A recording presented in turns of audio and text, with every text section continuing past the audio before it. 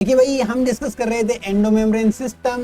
तो endomembrane system का first part आपका ईआर, और इससे पहले के लेक्चर्स हैं cell wall, cell membrane, prokaryotic cell और उसके कंपोनेंट्स। उनमें आपका बैकलॉग है, तो बहुत ही बेहतरीन तरीके के साथ में मैंने सारे लेक्चर्स हैं वो सेल बायोलॉजी वाले प्लेलिस्ट में अपलोड कर रखे हैं। तो आप उन्हें एक एक पार्ट करके तुरंत से देख लीजिएगा, चैनल को विजिट कर लीजिएगा। और नए हैं तो सब्सक्राइब वगैरह करना वो आपका काम है, आपको अगर जरूरत है तो। और आज के इस लेक्चर में अपन बात करेंगे आपके एंडोमेम्ब्रेन सिस्टम की, जिसका पहला पार्ट है आपका ईआर, क्योंकि इसमें 4 पोर्शन है आपका ईआर, गोल्गी बॉडी, लाइसोसोम और आपका वैक्यूल। तो आइए अपन बात करते हैं आपके ईआर से। तो भाई ईआर है, ईआर का मतलब एंडो, एंडो का मतलब होता है अंदर, प्लाज्मिक का मतलब होता है साइटोप्लाज्म बाबू, और रेटिकुलम का मतलब होता है नेट्वर्क। यानी क्या हो गया, साइटोप्लाज्म के अंदर एक कॉम्प्लेक्स माइक्रोट्यूब्यूल्स का नेटवर्क है, जिसे हम क्या बोलते हैं, एंडोप्लाज्मिक रेटिकुलम बोलते हैं।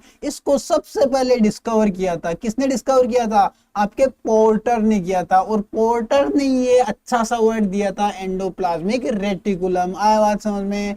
एंडोप्लाज्मिक रेटिकुलम है, इसको अपन सिस्टम ऑफ मेम्ब्रेन्स भी बोलते हैं। सिस्टम ऑफ मेम्ब्रेन क्यों बोलते हैं, क्योंकि साइटोप्लाज्म के अंदर आपका जो सेल है इस तरह से ये माइक्रोट्यूब्यूल्स का एक नेटवर्क होगा, मतलब मेम्ब्रेन ही मेम्ब्रेन, मेम्ब्रेन ही मेम्ब्रेन, मेम्ब्रेन ही मेम्ब्रेन होंगे, इसलिए इसको अपन क्या बोलते हैं, मेम्ब्रेनस सिस्टम बोलते हैं। ठीक है। और खास बात भैया, ये एक यूनिट मेम्ब्रेन स्ट्रक्चर है, यानी ईआर के अंदर भी आपके लाइसोसोम की तरह चारों ओर क्या होगी, सिंगल मेम्ब्रेन होगी। जी हाँ, इसके जो भी सिस्टर्नी है, इसके वेसिकल्स हैं, इसके ट्यूब्यूल्स हैं, वो सब किससे मिलकर बने होंगे, एक सिंगल मेम्ब्रेन से कवर्ड होंगे। So that's why it is called as the unimembranous structure और यूनिट मेम्ब्रेनस स्ट्रक्चर। ठीक है। और ध्यान देने वाली बात क्या है बाबू, कि आपका जो मेच्योर आरबीसी है, मेच्योर सीयू ट्यूब, अरे सीयू ट्यूब जानता है ना, फ्लोएम के अंदर पढ़ेंगे ना। ठीक है। तो आपके आरबीसी और सीयू ट्यूब के अंदर ईआर है वो अब्सेंट होती है।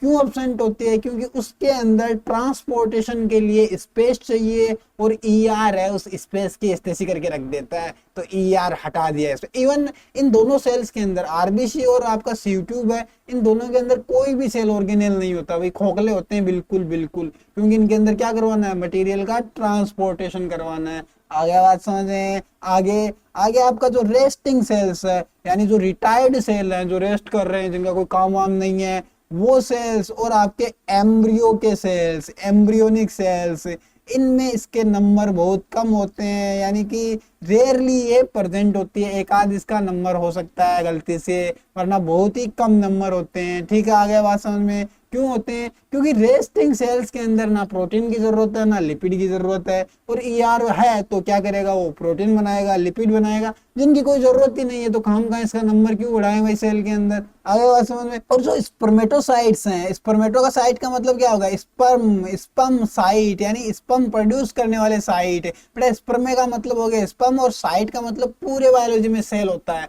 जैसे साइटोलॉजी, साइटो यानी सेल, लॉजी यानी स्टडी। तो ये स्पर्मेटोसाइट्स के अंदर बहुत ही लेस डेवलप होते हैं, यानी इनका डेवलपमेंट प्रॉपरली नहीं होता है, बहुत ही डिजेनरेटेड होते हैं, बहुत ही डिमिन्स्ड स्ट्रक्चर्स होते हैं ये आपके।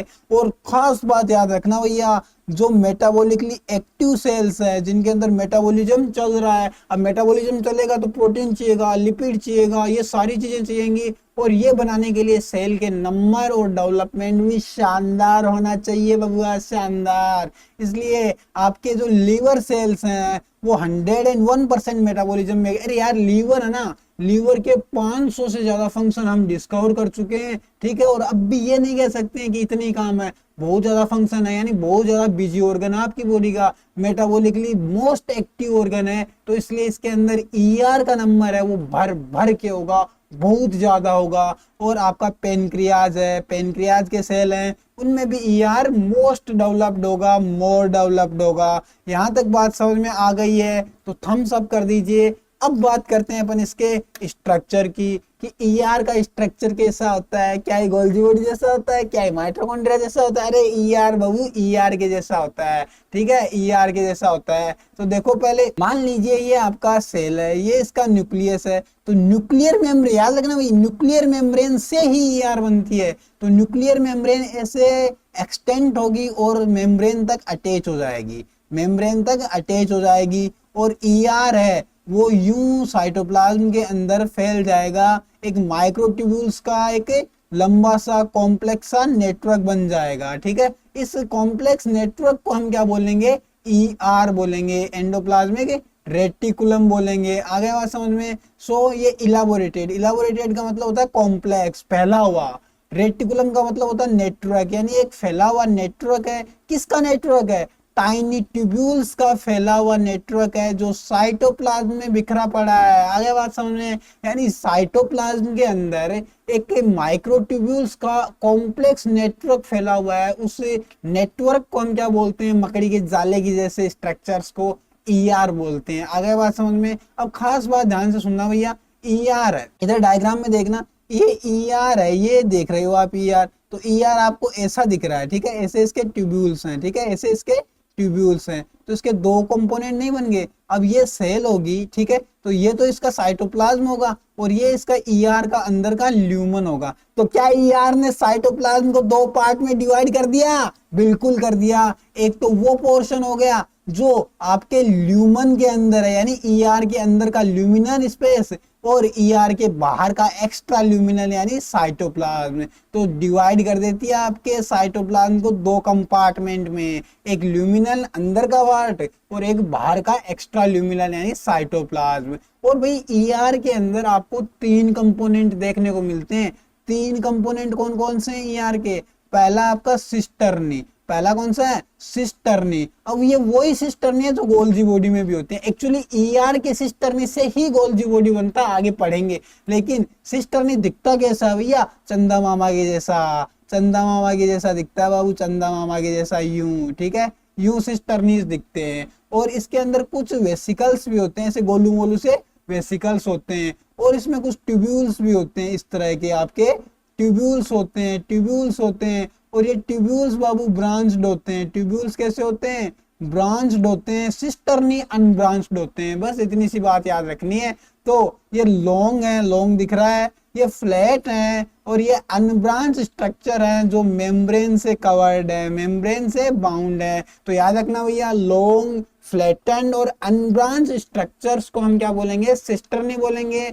और आपके कुछ ओवल ओवल गोल गोल से जो पाउच के जैसे स्ट्रक्चर है ऐसे, इनको क्या बोलेंगे अपन, वेसिकल्स बोलेंगे। इनको क्या बोलेंगे, वेसिकल्स बोलेंगे। आगे बात समझ में। अब आपका ट्यूब्यूल है। ट्यूब्यूल्स क्या होते हैं, ट्यूब्यूल्स आपके बिल्कुल ट्यूब की तरह स्ट्रक्चर्स होते हैं, ट्यूब की तरह स्ट्रक्चर्स होते हैं जिनमें आपको ब्रांचिंग मिलती है, ठीक है। तो ये लॉन्ग ब्रांच्ड और आइसोलेटेड ट्यूब्यूल्स के जैसे स्ट्रक्चर्स होते हैं, ठीक है। तो ये तीन स्ट्रक्चर याद रख लेना भाई, सिस्टर्नी, वेसिकल्स और ट्यूब्यूल्स, ये तीन स्ट्रक्चर होते हैं ईआर के। इन तीनों का जो कंपोजिशन है उसको अपन क्या बोलते हैं, ईआर बोलते हैं। और ये तीनों साइटोप्लाज्म में बिखरे पड़े रहते हैं। और इस कंप्लीट कॉन्स्टिट्यूशन को, इस कंप्लीट ग्रुप को हम क्या बोलते हैं, ईआर बोलते हैं, एंडोप्लाज्मिक रेटिकुलम बोलते हैं। आ गया बात समझ में। देखिए इसका डायग्राम देखेंगे ना आप, तो इधर देख रहे हो ना आप, ये साफ साफ दिख रहा है ट्यूब्यूल्स के जैसे स्ट्रक्चर है। तो ये आपके ट्यूब्यूल्स हैं। और ये देख रहे हो आप फ्लैट स्ट्रक्चर्स हैं भैया, ये आपको काटने की वजह से दिख रहा है ना। तो ये बाकी पूरा का पूरा एक ही स्ट्रक्चर है, ठीक है। ये ऐसे पूरा का पूरा एक ही स्ट्रक्चर है, एक ही स्ट्रक्चर है। अभी ये पेन है जो गोल गोल, लेकिन इसको लॉन्गिट्यूडिनल ऐसे काट दूंगा तो ऊपर से ऐसा नहीं दिखेगा कि ये ऊपर से फ्लैट है ना। तो इस तरह से इसलिए दिख रहे हैं अपन को, ठीक है। तो ये क्या है, इसके सिस्टर्नीज हैं। और ये इधर इसके क्या है, ट्यूब्यूल्स हैं। आगे बात समझ में। अब देखना थोड़ा सा, ये न्यूक्लियस हो गया, ठीक है। न्यूक्लियस के ऊपर ये पोर हो गए जिनसे हमें कोई लेना देना नहीं है। अब ये खास बात ये आप देखोगे कि न्यूक्लियर मेम्ब्रेन ही कंटिन्यूअस हो रही है आपके ईआर के मेम्ब्रेन में, यानी न्यूक्लियर मेम्ब्रेन ही क्या बना रही है, ईआर बना रही है। और एक चीज और याद है आपको, ईआर बाद में क्या बनाएगी, न्यूक्लियर मेम्ब्रेन बनाएगी जब सेल डिवीजन होगा टीलोफेज में, याद रखना भैया, ठीक है। तो ईआर दो तरह का है, ईआर बेटा दो तरह का है, ठीक है। अब ईआर की सरफेस पे देखो आप राइबोसोम दिख रहे हैं, आपको दिख रहे हैं ना छोटे छोटे राइबोसोम। अब राइबोसोम चिपके हुए तो सरफेस कैसा हो गया, रफ हो गया। अब रफ सरफेस है तो इसको क्या बोल दूंगा मैं, रफ एंडोप्लाज्मिक रेटिकुलम।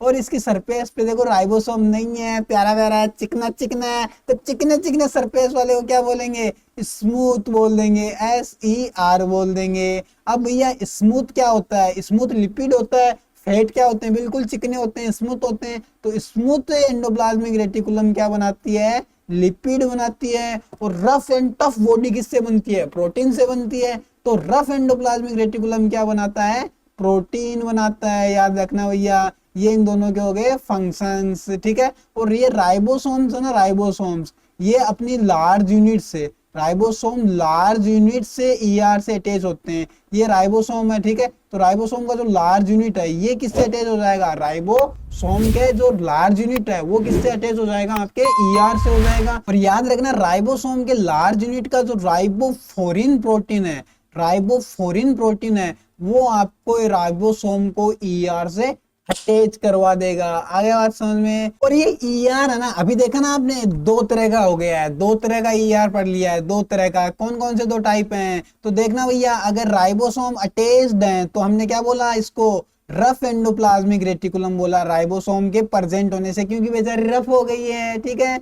और राइबोसोम है वो लार्ज सब यूनिट के राइबोफोरिन प्रोटीन से अटैच हो जाएंगे। राइबोसोम में टोटल 80 तरह के प्रोटीन्स होते हैं, 80 टाइप्स के, उनमें से एक होता है राइबोफोरिन, जो क्या करवाता है, ईआर से राइबोसोम को कनेक्ट करवाता है, अटैच करवाता है, चिपका देता है, ठीक है। लेकिन स्मूथ एंडोप्लाज्मिक रेटिकुलम में राइबोसोम से एब्सेंट होंगे तो राइबोफोरिन भी एब्सेंट होंगे, यानी राइबोसोम्स नहीं है तो क्या होगा, स्मूथ होगा, ठीक है। आपका रफ वाला है वो मेनली सिस्टर्नी, देखे थे ना वो चांद के जैसे, सिस्टर्नी और वेसिकल से मिलकर बनती है। जबकि आपका स्मूथ है वो ट्यूब्यूल्स और आपके वेसिकल से मिलकर बनता है। अभी भी देखा था ना यार, साफ साफ दिख रहा था, स्मूथ में वो पाइप से दिख रहे थे, ट्यूब्यूल्स से उधर वो सिस्टर्नी थे, ठीक है। और वेसिकल्स तब बनेंगे जब ये सिक्रीशन करेगी, ईआर कोई मटेरियल बनाएगी ना तो वो वेसिकल के फॉर्म में रिलीज होगा, ठीक है।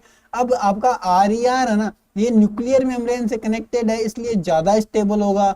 जबकि एसईआर है वो दूर का पार्ट है, डिस्टल पार्ट है, तो ये लेस स्टेबल होता है। आरईआर है वो प्रोटीन सिंथेसाइजिंग सेल, भाई काम इसका प्रोटीन सिंथेसिस है, तो किस में ज्यादा होगी, प्रोटीन सिंथेसाइज करने वाले सेल्स में होगी। जबकि एसईआर लिपिड बनाती है इसलिए वो लिपिड सिंथेसाइज करने वाले सेल्स में अबंडेंट, अबंडेंट का मतलब बहुत ज्यादा एक्सेसिव अमाउंट में होना, ठीक है। और ये आपके न्यूक्लियर मेम्ब्रेन से बनती है, न्यूक्लियस के एनवलप से प्रोड्यूस होती है। जबकि आरईआर से राइबोसोम हटा देंगे, आरईआर के राइबोसोम हटा देंगे तो क्या बन जाएगा, एसईआर बन जाएगा। और आरईआर है वो आपके पेनक्रियास, लीवर और गोबलेट सेल्स में मिलती है, यहाँ प्रोटीन सिंथेसाइज करती है। और एसईआर है वो मसल्स के अंदर मिलती है और लीवर के जो ग्लाइकोजन स्टोर करने वाले सेल्स हैं, लीवर के ग्लाइकोजन स्टोर करने वाले सेल्स हैं, इनके अंदर मिलती है। आया बात समझ में। और ईआर है ना बेटा, ईआर मॉडिफिकेशन भी ले लेती है, सेल के अंदर अपना आपको मॉडिफाई कर लेती है, मॉडिफाई कर लेती है। तो मॉडिफिकेशंस क्या है, पहला है सार्कोप्लाज्मिक रेटिकुलम। तो सार्को का मतलब क्या है, मसल्स, और रेटिकुलम का मतलब वही ईआर, यानी मसल्स के अंदर जो ईआर है वो स्पेशलाइज्ड है, उसको क्या बोलेंगे, सार्कोप्लाज्मिक रेटिकुलम बोलेंगे। सार्कोलॉजी क्या होता है, मसल्स का स्टडी, यानी सार्को वर्ड किसके लिए यूज करते हैं अपन, मसल्स के लिए यूज करते हैं। तो ये आपके स्मूथ ईआर का मॉडिफिकेशन है, स्मूथ एंडोप्लाज्मिक रेटिकुलम है उसका मॉडिफिकेशन है, ठीक है। और ये कैल्शियम स्टोर करती है, और कैल्शियम से ही क्या होता है, मसल्स का कॉन्ट्रेक्शन होता है बाबू। और ट्यूब्यूल्स हैं, ट्यूब्यूल्स क्या होते हैं, यू मसल सेल्स के अंदर जो ट्रांसवर्स, ऐसे ट्रांसवर्स हॉरिजॉन्टली जो ईआर है उसको क्या बोलते हैं, ट्रांसवर्स ट्यूब्यूल्स या टी ट्यूब्यूल्स बोलते हैं, ठीक है। स्केलेटल मसल्स और कार्डियक मसल्स के अंदर जो ट्रांसवर्सली अरेंज्ड ईआर है उसको क्या बोलेंगे, टी ट्यूब्यूल्स बोलेंगे। ये मसल कॉन्ट्रेक्शन करवाने का काम करेगी, मसल्स का कॉन्ट्रेक्शन करवाएगी। और एक और याद रखना, माइलोइड बॉडी, माइलोइड बॉडी भी ध्यान रखना भैया, एससीआर का मॉडिफिकेशन है, ज्यादातर मॉडिफिकेशन एससीआर ही लेती है, ठीक है, एससीआर का मॉडिफिकेशन है। और ये कहाँ पे होता है, तो आपका जो आईज का रेटिना है, रेटिना के अंदर यहाँ जो पिगमेंटेड एपिथेलियल लेयर है जो लाइट सेंसिटिव होती है उस लाइट सेंसिटिव लेयर के अंदर जो SCR है वो लाइट को सेंस करने का काम करती है और उसको क्या बोलते हैं, माइलोइड बॉडी बोलते हैं। ठीक है, तो माइलोइड बॉडी SCR का स्पेशलाइजेशन है, ये लाइट सेंसिटिव होती है और रेटिना के पिगमेंटेड एपिथेलियम के अंदर प्रेजेंट होती है। याद रखना, आई के अंदर जो पिगमेंटेड एपिथेलियम है वहां के SCR को क्या बोलेंगे, माइलोइड बॉडी बोलेंगे। ठीक है, अगला है आपका एरेगोस्टोप्लाज्म। एरेगोस्टोप्लाज्म है, जो एरेगोस्टोप्लाज्म है ये आपके RER प्लस आपका जो राइबोसोम है इन दोनों के कॉम्बिनेशन से बनता है। ठीक है, इन दोनों के कॉम्बिनेशन से बनता है। क्या काम करेगा भैया, दोनों का ही काम प्रोटीन सिंथेसिस है, तो ये भी क्या करेगा, प्रोटीन सिंथेसिस करेगा। और न्यूरॉन्स के अंदर इसको निसेल्स ग्रेन्यूल या टिग्रोइड बॉडी बोलते हैं। नर्व सेल के अंदर इसको निसेल्स बॉडी, निसेल्स ग्रेन्यूल या टिग्रोइड बॉडी बोलते हैं। प्रोटीन सिंथेसिस का काम करता है। आगे बात समझ में। और एक लास्ट और है माइक्रोसोम। एक्चुअली माइक्रोसोम किसी सेल में नहीं बनते हैं, माइक्रोसोम हम आर्टिफिशियली बनाते हैं। इनको सबसे पहले केलोडे ने बनाया था। ठीक है, केलोडे ने 1951 में बनाया था। ये भी आपके इरेगेस्टोप्लाज्म की तरह राइबोसोम और ER के कॉम्बिनेशन से बनते हैं। ठीक है, और ये लिविंग सेल में एब्सेंट है। इनका यूज होता है लैब के अंदर प्रोटीन सिंथेसाइज करने में। अब भैया ध्यान रखना, इरेगेस्टोप्लाज्म और आपसे माइक्रोसोम के बीच में डिफरेंस पूछ ले तो स्ट्रक्चर में कोई डिफरेंस नहीं है, डिफरेंस है इनके यूटिलिटी का। ठीक है, माइक्रोसोम है उनको लैब में यूज करेंगे और एरेगेस्टोप्लाज्म या निसेल्स ग्रेन्यूल्स हैं उनको हम सेल के अंदर प्रोटीन सिंथेसिस का काम में लेते हैं। आगे बात समझ में। अब बात करते हैं इसके फंक्शंस की। तो ER का फंक्शन क्या है भैया, पहला देखो ये सेल है, ये न्यूक्लियस है, ये अंदर नेटवर्क है। अब मैं बाहर से कोई एक्सटर्नल फोर्स अप्लाई करूंगा तो क्या ये उसको रेजिस्ट करेगा, क्या सेल को ये सपोर्ट देगा? जी हाँ, तो ये मैकेनिकल सपोर्ट देता है साइटोप्लाज्म को। साइटोप्लाज्म के अंदर जो मैट्रिक्स है उसको मैकेनिकल सपोर्ट देता है। ठीक है, एक्सटर्नल फोर्सेस से। भाई यार मकड़ी का जैसे एक मान लो गुब्बारा है ना, गुब्बारे के अंदर बहुत सारे आप धागे डाल दो, अब गुब्बारे को प्रेस करेंगे तो धागे उसका फोर्स अब्जॉर्ब करेंगे कि नहीं करेंगे, उसी तरह से ये भी करता है। ठीक है, तो ये सपोर्ट देता है। दूसरा, ये एंजाइम्स और साइटोक्रोम है, जो एंजाइम्स और साइटोक्रोम है उनका रिएक्शन है वो ER पे ही होता है। ठीक है, इसलिए एंजाइम्स को ये रिएक्टिव साइट्स देता है, रिएक्शन के लिए स्पेस देता है। और ये अब देखो ये यहाँ कोई ऑर्गेनेल आ गया, ER के इन माइक्रोट्यूब्यूल्स के बीच में ऑर्गेनेल है, ER है, यहाँ ऑर्गेनेल आ गया, तो क्या ये ऑर्गेनेल इधर उधर हिल पाएगा? नहीं हिल पाएगा। तो क्या ER ने ऑर्गेनेल्स को उनकी पोजीशन पे होल्ड कर दिया क्या? नहीं कर दिया, कर दिया। तो ER है ऑर्गेनेल्स को होल्ड करता है पोजीशन पे। ठीक है, अब एक ER है, यहाँ से ER है, यहाँ पे इंफॉर्मेशन भेजना है तो ER के थ्रू कोई भी मटेरियल, कोई भी इंफॉर्मेशन, कोई भी हार्मोन है एक सेल से दूसरे सेल में या विथ इन द सेल एक जगह से दूसरे जगह पे सेंड किया जा सकता है कि नहीं किया जा सकता है? तो ER है वो इंफॉर्मेशन कंडक्ट करता है आपके सेल के आउटसाइड से इनसाइड, यानी अंदर से बाहर या बाहर से अंदर, और एक सेल के ऑर्गेनेल्स के बीच में। ठीक है, ये मैसेंजर का काम करता है, डाकिया बन जाता है। ठीक है, और गोल्जी बॉडी का फॉर्मेशन करता है। एक्चुअली जो बताया था ना मैंने, ER का ये जो सिस्टर्नी है, ये सिस्टर्नी जब ऐसे कंसेंट्रिकली अरेंज हो जाएंगे, एक ही सेंटर पर यूं अरेंज हो जाएंगे, तो इस स्ट्रक्चर को क्या बोलेंगे? गोल्जी बॉडी बोलेंगे। तो गोल्जी बॉडी का फॉर्मेशन किसने किया है? आपके ER ने किया है। बड़ी तकड़ी बात है, याद रखना भैया। और जो आपने प्लाज्मोडेस्माटा पढ़ा था, तो दो सेल के प्लाज्मोडेस्माटा से यूं ER कनेक्ट हो रहा था और ट्रांसपोर्टेशन कर रहा था, जहां इसको क्या बोल रहे थे? डेस्मोटिब्यूल्स बोल रहे थे। तो ये डेस्मोटिब्यूल्स के फॉर्म में नाइबरिंग सेल्स से कम्युनिकेट करती है। ठीक है, और ये न्यूक्लियर मेम्ब्रेन का फॉर्मेशन करती है बाबू, न्यूक्लियर मेम्ब्रेन का जब सेल डिवीजन होता है तब।